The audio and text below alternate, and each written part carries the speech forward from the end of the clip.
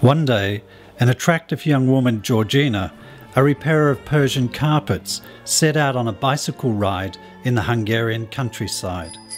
She hit a rock that bent the front wheel. At a small cycle shop in a nearby village, she met a handsome mechanic named Imre. They fell in love and married in a Jewish ceremony. It was 1943. While the fires of war burnt throughout Europe, Hungary remained at peace. A few months later, Hitler invaded, and the SS began mass roundups and deportations of Hungarian Jews to death camps. In Budapest, where Georgina and Imre were now living, a reign of terror resulted in torture, rape and executions. Imre joined a small band of Jewish motor and cycle mechanics who had a bold idea to escape the slaughter that awaited them. They would attach themselves to the advancing German army as a motorcycle repair unit. They disguised themselves as German soldiers, procured military-style motorcycles and rode off to the war front to service the Nazis' motorbikes. The safest place, they decided, was close to the enemy.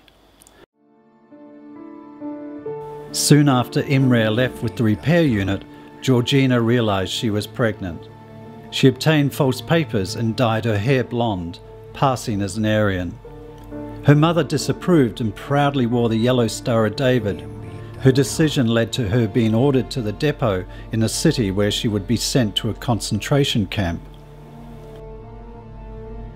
Georgina's brother Andor, disguised in a German uniform, went to the depot and walked inside. He withdrew a revolver and, speaking perfect German, harshly ordered his mother outside. Both escaped. Hiding in a small flat, Georgina and Andor passed as husband and wife. Georgina had completely lost touch with Imre. For months, brother and sister and their mother miraculously avoided capture by German search parties. Georgina gave birth as the Russians bombed Budapest. She went out into the snow to find food to save her starving newborn.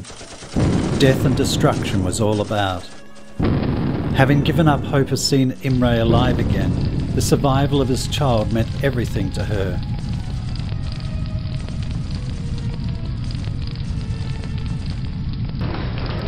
Avoiding the rampaging Russian army, she stumbled into a large underground bunker filled with food.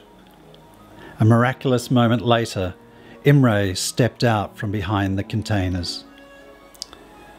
He told her of the repair unit and how, despite a few close encounters with the enemy, their audacious deception held firm. When the German army had retreated, the unit disbanded and scattered. But even now, Imre had to remain on the run to avoid the Russians. Loading Georgina up with food, they kissed goodbye. They did not know if they would ever see each other again. Imre disappeared amongst the debris of the shattered city, and Georgina made her way back to her hiding place to feed their child. They would only meet again when the war was finally over.